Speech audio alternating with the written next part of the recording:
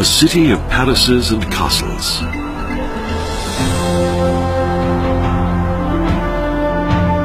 Ethiopia in the 17th century. For the first time in the country's history, Kaiser Fasilides began with the construction of a walled palace.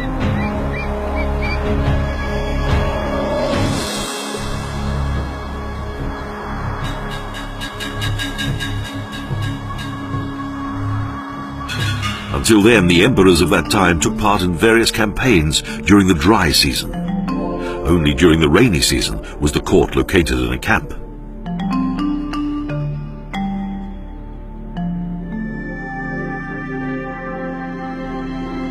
So, in the course of a century, a huge fortification was built with several royal palaces and a number of churches.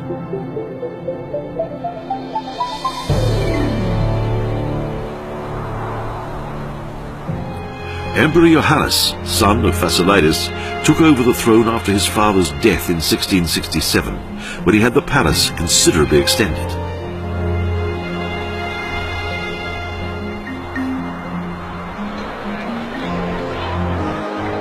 But apart from the library tower and an adjoining wall, little of it is visible today. The remaining architecture is reminiscent of European castles.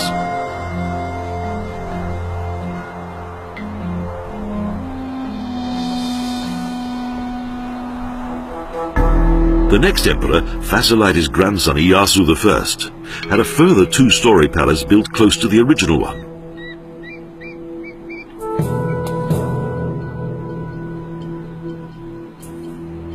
An imposing building of 40 meters in length and with 13 additional towers. Architectural elements from Arabia, Africa and Europe were artfully united.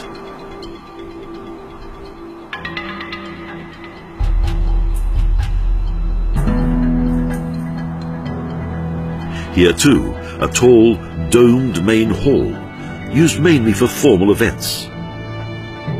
However, the emperor's living areas were far smaller.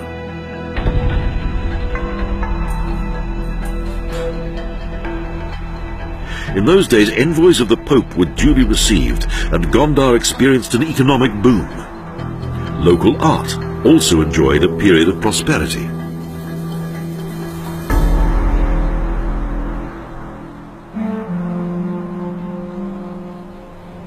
Dawit III, son of Emperor Iyasu, had his palace built in the north of Fasil Gebi, protected by a 900-meter-long wall.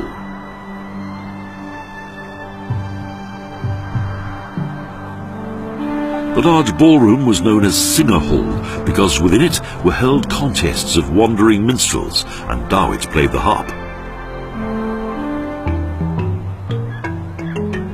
Today, the lions' cages are empty, but Haile Selassie, the last emperor of Ethiopia, possessed one as a symbol of his origin, as having been from within the Judah tribe.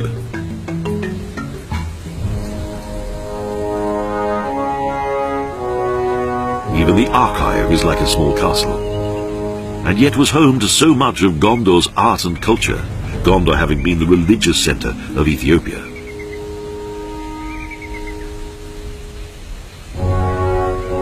In 1668, a council gave the last Roman Catholics the choice of changing to the Orthodox faith or leaving the country.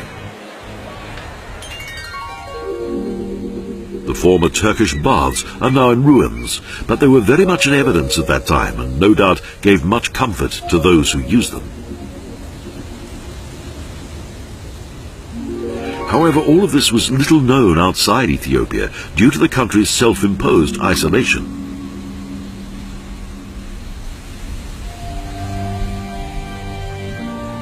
Under Emperor Bakafa, imperial power was consolidated for the last time. He too had a palace built within the Fasil Gebi.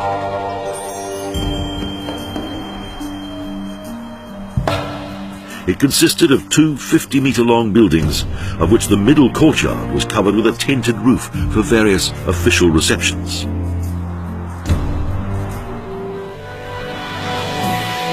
Empress Mentuab, who ruled most of the time for her son Iyasu II, allowed the palace to be built.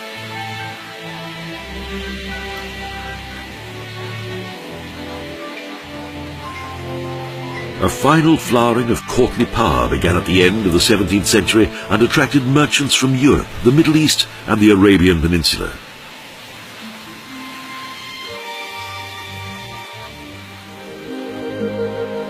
Just outside the city centre, a sturdy wall surrounds a garden planted with trees, at the centre of which is a castle and moat, the bathroom of Phasaelidus.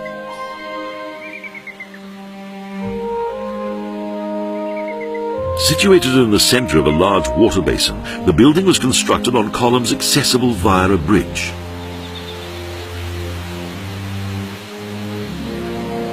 On the ground floor, the emperor took off his royal insignia, undressed in the window recess, and then had his bath on the balcony.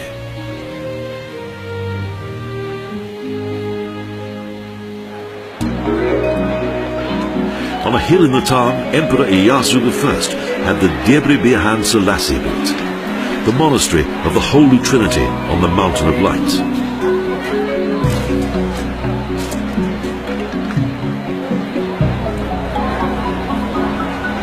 Through a gate tower, both men and women believers entered the complex, which was encircled by a wall, and gathered in the courtyard around the church.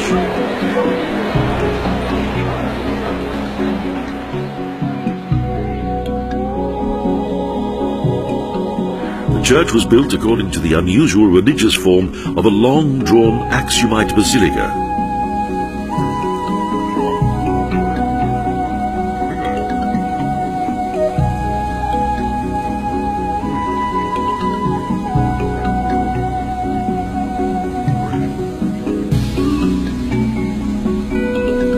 Simple images of Jesus, the Holy Trinity, and Our Lady decorate the external gallery, protected by a canopy supported by numerous columns.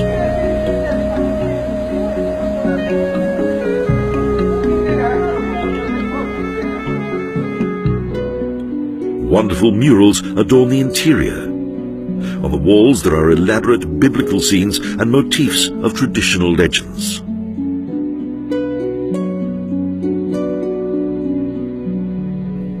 The heads of angels on the ceiling bring to mind the souls of the beheaded.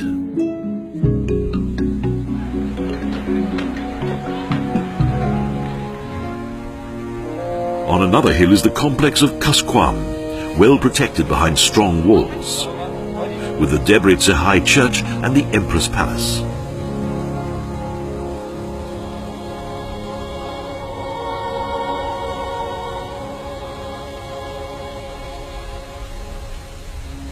Stored in a small adjoining building are the last memories of the luxury, art and knowledge of those bygone times.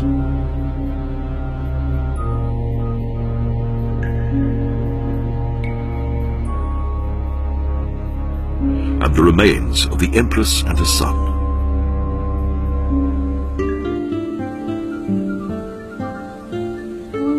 Set in a magnificent location overlooking the city, the palace ruins stimulate the imagination to how splendid this all once was.